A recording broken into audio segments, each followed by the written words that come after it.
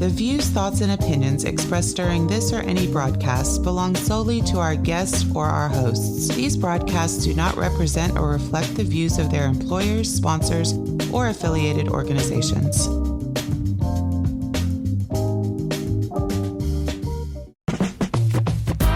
Get ready to flip your perspective on education.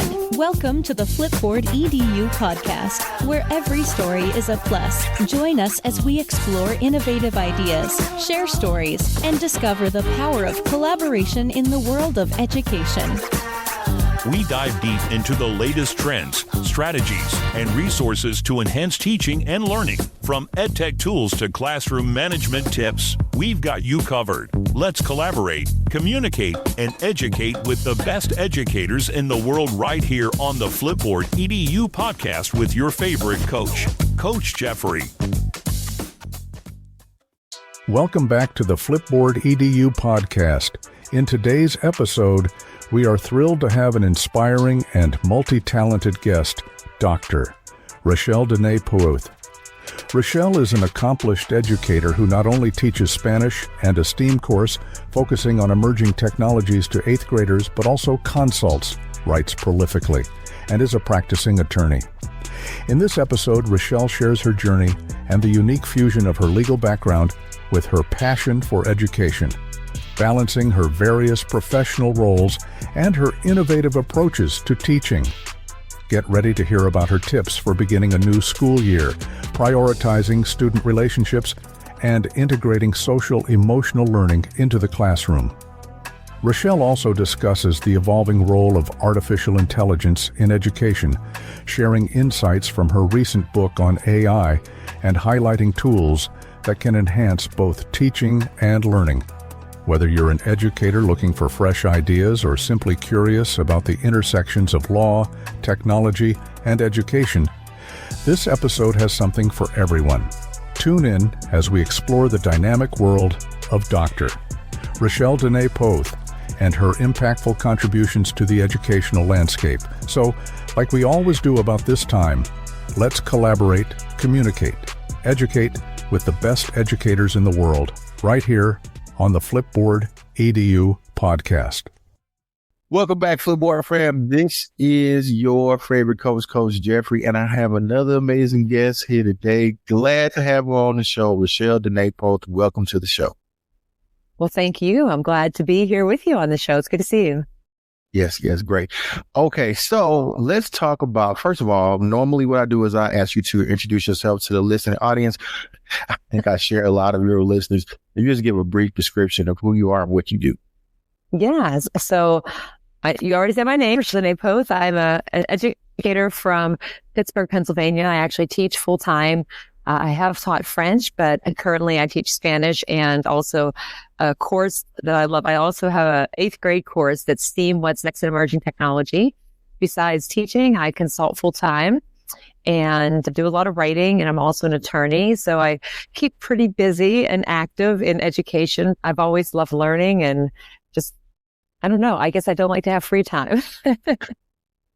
Well, first of all, let me just say, I cannot keep up with my day. And so I'm just amazed at how you're able to do it. So how's the start of the year going for you? It's been interesting. It comes around so quickly. I was so busy this summer, and I'm always really busy in the summer between conferences or learning opportunities. But it feels like every year it just comes around quicker and quicker.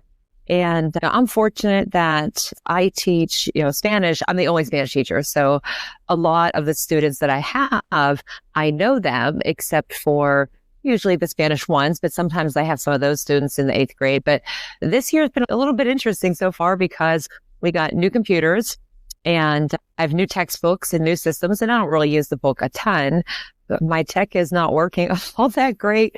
I lost probably 80% of the files and documents and presentations from my whole time I've been at the school.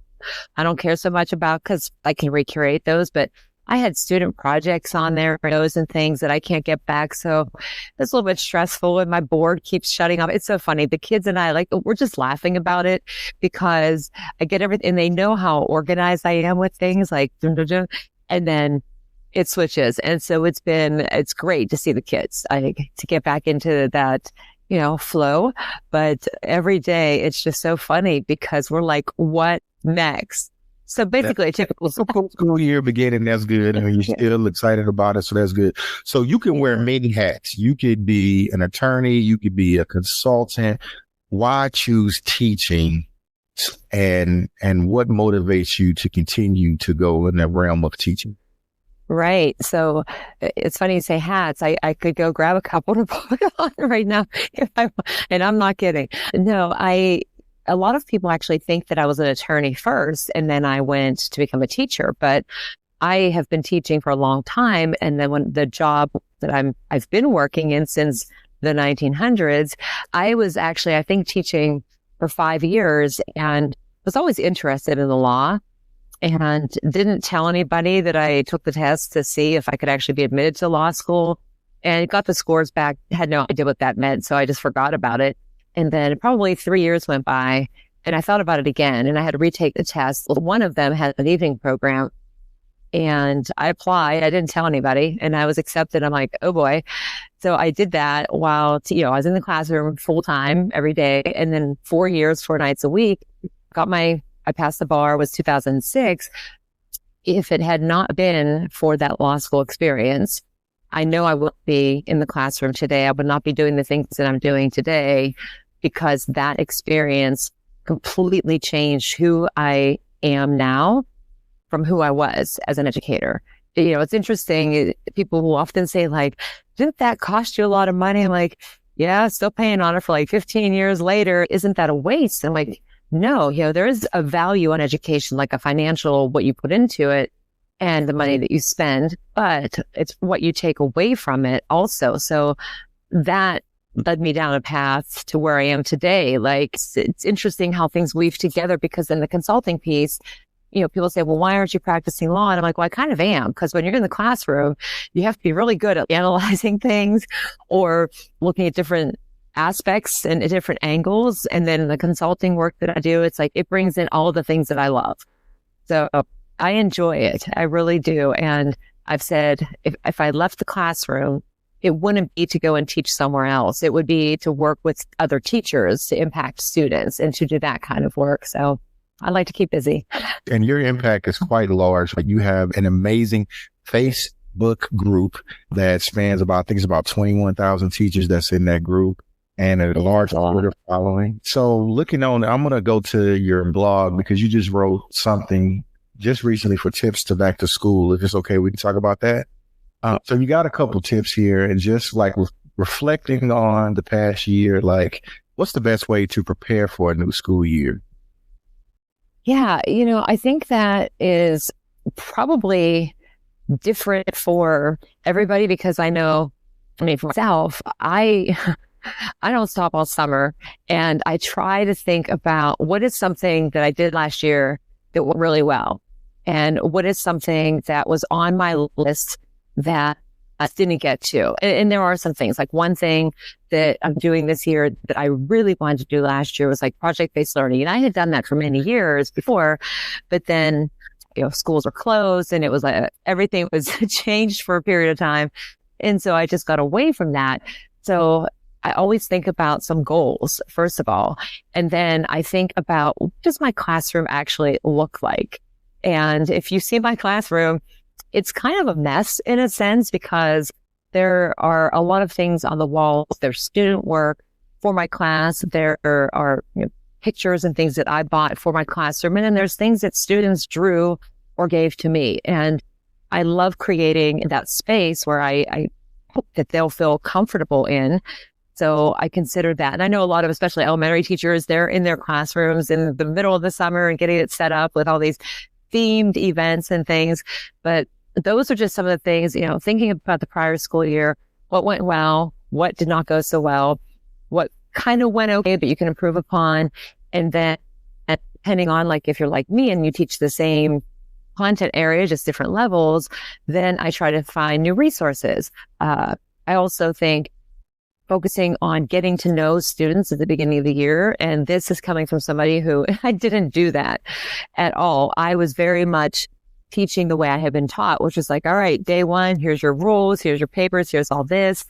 And again, back to law school. After that, I'm like, okay, that can wait. Like, I want to get to know the kids. And so years ago, I made up some icebreakers, which some people hate icebreakers, of course. So my students were like, what are we doing? But for the last couple of years, that's where I've started. And it does make a difference to get to know them and for them to get to know you too. And again, I wish I would have known that years ago, but I know it now. Yeah, my second question was going to be, how do you prioritize building relationships with students?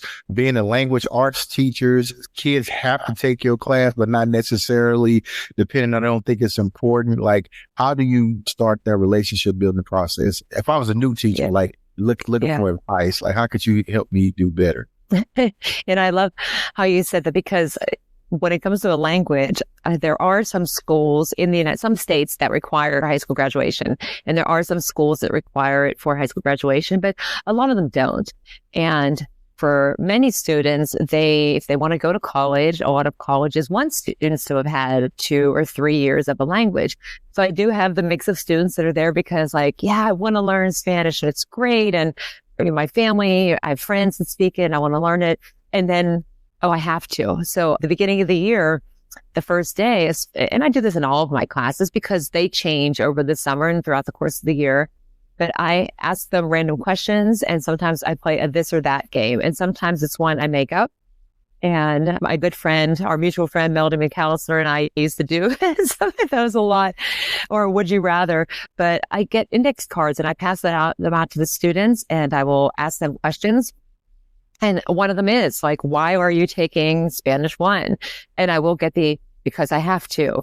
Or, did you choose to take this? No, it was put on my schedule. But then I'll ask them some funny, curious questions, and then interesting facts about them. And then usually tell them a little bit about the class, but then I read those and see where I connect with the students. Then I share it with them the next day, and we have laughs together. And then I let them know a little bit about me too. And I make sure to, as best as I can, because sometimes you can't get out of your room, but greet them at the door and just be real. I mean, with me, I always say, like, what you see is what you get. And I use a lot of humor in my classroom. I'm still coming off of like the summer. So last week I even said, I don't have necessarily like my normal filter because I'm being a little snarky, but it's not in a bad way. It's just kind of funny to do that. And when you can connect with them on that level and be authentic, that really goes a long way. And it took me a while to realize that, but I know the importance of that now. So I'm going to keep on rolling with it. Yeah. And I like how this is following definitely my path of questioning, because our next one was about social emotional learning and how you would connect that into your class. And looking from the start of the year standpoint, it seems like that you already had those embeds in. Like, when did you begin to prioritize? I don't know, you said it was after law school, but like, what specific instance caused you to prioritize that social emotional connection with students in order to get them to take your class seriously?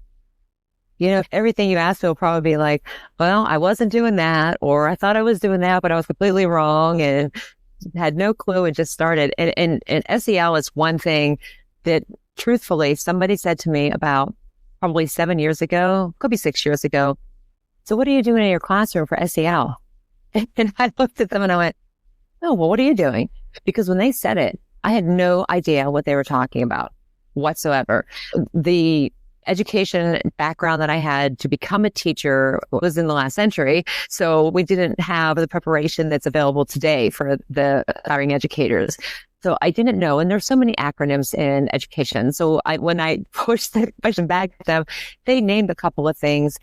And I made the connection. I said, oh yeah, I'm doing some of those things too. And then I went and I Googled SEL and I found castle.org, dove down there and learned all about it. And ironically, I have been doing presentations on that for like the last 5 years too, because of the importance. I didn't understand. I was doing those things. And I think, and the one thing that I'll say is, a lot of times teachers are already, and educators, whatever your role, you're already doing a lot of these things, but you don't realize what it is because you're not starting it because, oh, I heard I should be focusing on SEL. Like, you're already providing those opportunities.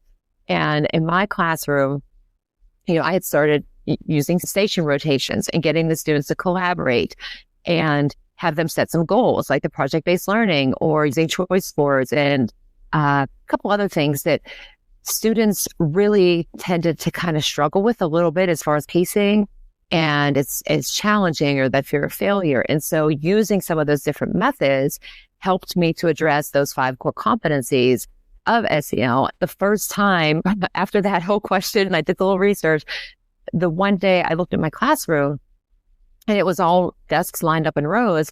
And I realized, I went, this is terrible, because the kids that are in the back of the room, they don't get to connect with anybody else. If they have a question, they might not feel comfortable raising their hand and asking, and they're not building relationships, and I can't get to them quickly. So I pushed all the desks aside. I had no idea what I was doing. They came in completely confused, as was I. And I figured it out. And about 3 months into doing that, I had students tell me, oh, I like Spanish so much better this year than last year. And I was like, okay, I don't know how I feel about that. Explain. And they said, because we are working with different people on different days. We're not all doing the same thing at the same time. I'm able to ask for help. I'm able to give help. I feel that I'm getting to learn about my classmates more. And then I felt like I was able to teach each student, and I understood where they were in the learning process every single day, even though I wasn't the one teaching them. So I realized I didn't have to stand in the front and talk at them for 42 minutes. So they were building all these skills. And even later on, a couple of the students said they felt like they were part of a learning community. And I saw such a change from the relationships where they weren't saying kind things to each other, and they didn't want to talk to certain students in the classroom, or they were just so full of doubts and fear of making mistakes, which didn't even need to use technology. It was just putting them in different groups. It wasn't always with their friends. It just evolved. And I thought, wow, like this is amazing. So yeah. So I learned from what I didn't know and evolved. And, since the pandemic, behaviors have been a thing. I don't want to get too political, but I'll just say that behavior seems to be one of the issues why teachers are leaving the profession. What advice could you give to control behaviors? Because you talked about a lot of things, breaking your class up into groups, just, letting them have cooperative learning opportunities in just different areas. But some people are afraid to do that because of classroom behaviors. How do you make sure that your kids take that seriously?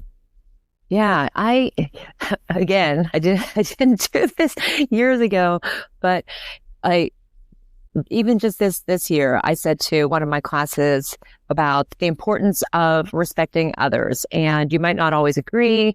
There's ways to have a conversation where you disagree. Or I said, you might not always like everybody, but you still, people deserve respect, and they should feel comfortable in the space that they're in. And I did have a student at one point a couple of years ago that was, minor misbehavior.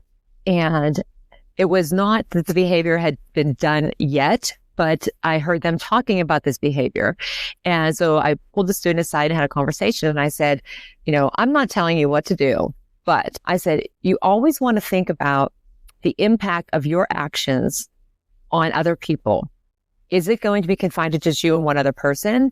I'm involved, the other person's involved, and I go down the whole chain of who and all the time. That is taking away from the learning opportunities for everybody else. And it's causing a lot of other time constraints and like all of the things that are involved in the behaviors when you go through whatever your school's discipline policy is. If everybody just kind of goes with the flow in a sense, if you do have a problem with somebody or something, you can always come talk to me. I said, there are teachers in this school that are there to support you. I said, it may not be me, like it might not be a person, but there is somebody out there, one of the teachers. I said, you need to figure out if you feel like you're having an issue or whatever's going on. I said, be honest and speak to the person, but find some person to go to. And I said, when that happens, like, we don't have any problems. And you're right. Like, there are a lot of educators that have left. And I'm fortunate that, over all the years that I've been teaching, that students will say, how many DTs have you given? And I joked, I said, what's a DT? And they're like, you don't know what a DT is? And I said, no. And I said, well, I give you a DT, that's punishing me because then I have to stay after school too. And it's just kind of like a funny thing. But I think when you speak to them on that level, and they think beyond themselves and realize the impact, as with all things, like the impact of what your action is going to have on others. I think that makes a difference. And in the tone that you take with it also, I think that helps when you set, as I say, set the stage at the beginning of the year, but also incorporate it into an ongoing kind of conversation. Like a couple weeks in, people are stressed out, whatever's going on, like, hey, is everybody feeling okay? Have a system in place where if students need to talk to somebody, it's going to vary for every school, but my school, we have some great teachers, and the students I often hear say, like, I need to go talk to so-and-so, or they come to me, like, can I talk? Like, I'm having this moment. And I've had a lot of those interactions over the years. And it's stressful for me too, because you're like, where's this going to go? But you have to be able to work through challenges. And as we are there to support students, you have to help them figure out, because throughout life, they're going to have things come up, even in the workplace. So you got to learn how to deal with it progressively. So that's the best I can give. Yeah. And I love that. And speaking of progressively, when I first started teaching, I never thought that there would be something called AI in school, artificial intelligence, Chromebooks, and all the rest of that stuff. And I see that you've written a book recently on artificial intelligence. Have you started to incorporate that into your classes? Yes, for the last 7 years almost. It has been, yeah, I know. It's very interesting because 7 years, because I have been writing blogs for Getting Smart, and they always had themes. And often what I would write about, like one of them was the SEL, and I ended up writing an article about how you can bring SEL to every classroom. And I had some pictures of my students, but for January of 2018, one of the topics was AI. And in August of 2017, I was thinking, everything that I'm writing about, I hope is helping other teachers, but I'm not pushing myself to learn more. And so I dove in, did the research. The article came out in January of 2018. In that STEAM class, I started to teach about it, and I didn't know a lot. I just knew enough to get started. Took a course with ISTE that summer, and then just continued to do research on it. And then I put in, it seems like for conferences like FETC, you put the proposals in like May or June or something. You're like, oh, I have until January to get this ready. And next thing you know, it's like the end of December, you're like, oh, I have to do that presentation in a couple of weeks. And so I put a proposal in to do a session at FETC and some other conferences. And so I was one of few for probably 5 years doing presentations, and teachers were very interested. There were resources available. I mean, ISTE has great hands-on guides to get started and some other platforms. But of course, in the last year and a half, since ChatGPT and all the other generative AI, there are a lot of people talking about it and people diving into it more. So it's been exciting. And the book, I've written a lot of blogs over the years, but the book, kind of funny, I started it 3 years ago because somebody said, you should write a book about it. Because I took a pause on writing and they said, you should write a book about AI. So I started, and then I stopped because I decided to enter the doctoral program because I felt a little stagnant in my learning. And I said, good thing I stopped, because I would have missed like all of this more recent stuff since ChatGPT and everything. It's a hard thing to write about because it does change so much. So, and also my doctorate was focused on the need for professional development relevant to AI and other emerging technologies. So I've been completely surrounded by and doing a lot of presentations and training on it, but I love it because it's interesting. And it's something that I like to learn about. And I know that there's never enough time for teachers to dive in, and there's so much to choose from. So if I can do the work for them and provide a resource that's going to help them, then it makes me happy. Yes. I do remember you being one of the first, I think oh man, I can't think of the man's name, but he has a podcast as well. But anyway, you two were the first AI. I didn't realize it was 2018, but I know it was right after 2020 when I noticed. Mm-hmm. So I was like, wow, I never really had been involved with that. So you wrote the book, you got a doctorate, you have a thriving passion for education. How will using AI in the classroom enhance learning today?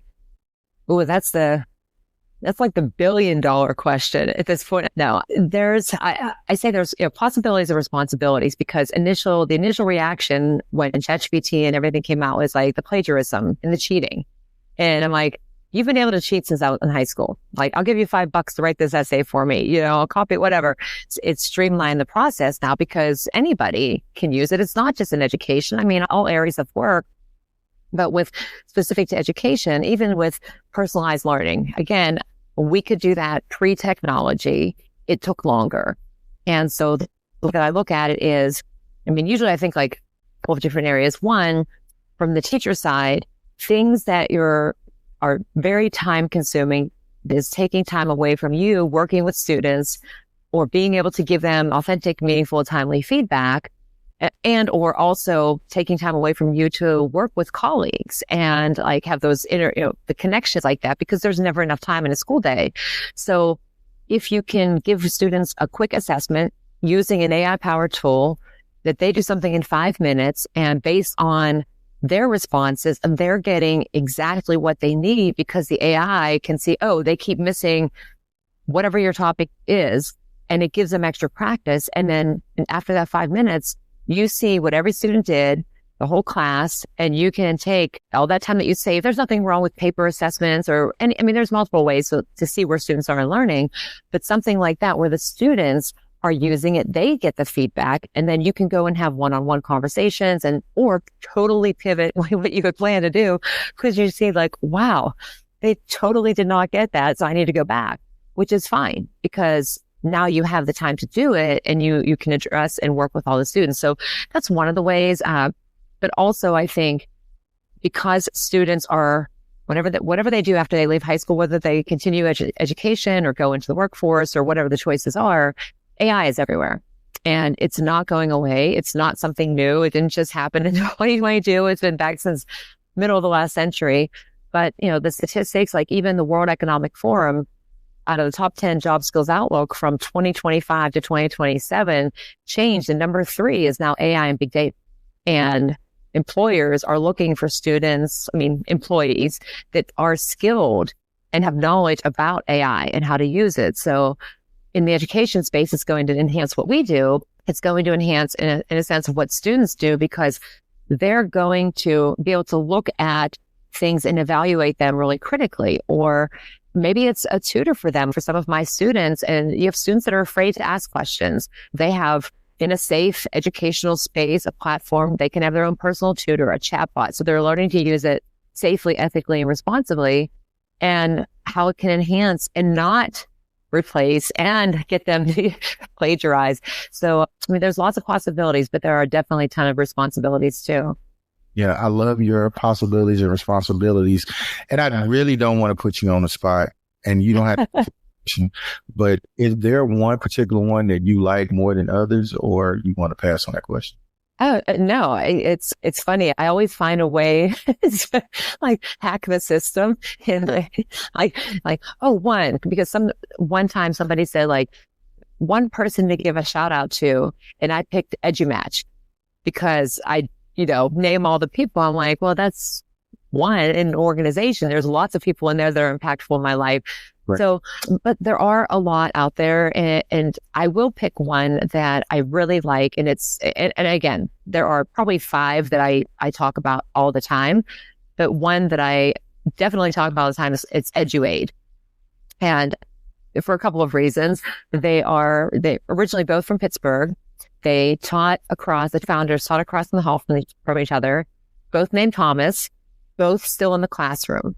And that for me helps with when teachers and educators are worried about the platform and data privacy, to know that you have educators who are still in the classroom and seeing what is needed to help teach students. And, they offer a lot of different resources, very similar to some of the other tools that are out there, which lots of them, and they do great things too. So I have to go with the hometown one, but because the fact that they are still in the classroom and they're very responsive to and proactive about making sure that, the data privacy. And I tell teachers all the time, like, if you have to go on a scavenger hunt on a website to find what their policies are, then you probably want to pick another website. But they have an AI disclaimer and everything is there for teachers to see. And it's easy to use and $5.99 a month, which comparatively speaking, I mean, there's a lot to it. So that's the one. What you can suggest one more, but I haven't heard of EduAid, and I think I'm going to take a look into it. $5. Yeah. Yeah. And if you get like the full year, it's less than that. But I've had them on my podcast twice. I had the one Thomas and I had both Thomases. And I said, well, what do I call you? So I had to call them by their last names. But if anybody gets a chance to go back and find that episode, just to listen to like how they're doing and why they're doing what they do and what goes into it, it's really insightful. But another one that I like it's pretty unique is Snorkel. And that one is, it's SNORKL. And that is, if anybody used Flipgrid, then Flip, it takes like, it's a whiteboard. And well, the students can open up their device. Like teacher creates an activity. So maybe they put math problems. Like I put where students had to talk about something in Spanish. I mean, there's lots of things that you could create and you put it on the board for the students. And then they record themselves solving the problem or writing it on the board space. And then the AI generates feedback and puts a timestamp, also gives them some suggestions. And then the teacher can give feedback also, whether, text or audio or video. And they are now building out a library where there are example activities like that to do. So when my students did that, it was awesome. But with Snorkel, the students get to see what the AI says and how it supports them. And I don't know, it's fun. So if you're at a conference and you see two men in purple shirts with goggles and a snorkel, that's Jeff and John. That's Snorkel. Yeah. I love it. Okay. And so I will definitely be trying out those two. We are now, this is the end of the show, but you have a lot of stuff that I want to plug real quick. I want you to tell us the name of your podcast, because you have a couple, and you give me the latest book. And where can the audience find you at? Okay, so we're going to give my main podcast, which is the Thrive in EDU podcast, which I'm in season 5. And for most of the seasons, a lot of times I was talking to myself, but I've had a lot of guests recently. So it's nice to actually talk to somebody besides yourself. And that is the podcast. My most recent book is How to Teach AI, weaving strategies and activities into any content area. And all my books, I mean, that's through ISTE, but that and all of my books are on Amazon. And then I'm very consistent on all the socials. My handle is RDENE915, which is first initial, middle name, and birth date. I followed my parents' suit back in the AOL days. But if you want to check out my blog, just put the rest of the address around that. And if you want to send me an email, just add the Gmail. But if I can help anybody with anything, or you want to share some ideas with me, I'd love to learn from people too. And I'm grateful for you for a chance to chat today. First of all, let me just tell you how amazing you are. You have, ever since I met you a couple years ago, you have been consistent and you're so easy to talk to. You have always, I remember the first time I stuck a mic in your face and I was like, hey, can you be on mic? Yeah, I remember that. Yep. I was bad. I was just trying to learn. But, I really appreciate just how genuine you are, because I can tell that you love education. You love to learn. You have just been somebody who I look up to just from the way you are completing your doctorate, being a lawyer, being a teacher, writing books, writing blogs. Then you also offered me, nobody knows this, but you offered me, hey, you can share your stuff with my people. It's okay. Just send me what you do. And not a lot of people do that. So I want to tell you, thank you. I know you're a genuine person and you have my step. Well, you are definitely a genuine person as well. And I'm thankful for your support, because you always are sharing things that I am posting. And that's what it's about. Like, it's just lifting others up, sharing other stories, because sometimes people are hesitant to do it themselves. And when somebody else does it, like, you never know. It might just help one person, but it might just be that one person that needs it the most. It's going to keep them in the classroom, because I've had so many times where I've had conversations with people where they read something and they're like, that's exactly what I needed to read. So yeah, anybody that's listening, I do have that Thrive in EDU community on Facebook. It's for educators. Like, please share blogs, podcasts, books, events. That's what it's for. Yeah. And one last plug, because we mentioned EduMatch, and EduMatch was very important to both of us. Dr. Sarah Thomas and Mandy Freilich, who came on the show as well. And now I have you on the show. I have Mandy on the show. So I just want to give a shout out to that organization. I love that organization, and they are for educators. Oh my gosh. I would not have as many friends as I do had it not been for EduMatch and Dr. Sarah, who is amazing, and Mandy as well. I mean, it's a great community for sure. Yeah, great community. But thank you for your time, and you have a great day, okay? Thank you. Thank you for tuning in to another episode of the Flipboard EDU podcast. Today we had an enlightening conversation with Dr. Rachelle Dene Poth, who shared valuable insights about teaching, relationship building, AI in education, and her incredible journey combining law, teaching, and technology. Her dedication to education and willingness to continuously learn and adapt serves as an inspiration to educators everywhere. Remember to check out resources, including her podcast, Thriving EDU, her new book, How to Teach AI, and connect with her on social media at RDENE915. You can also join her educational community on Facebook to share and learn from fellow educators. Until next time, keep learning, keep growing, and keep making an impact in education.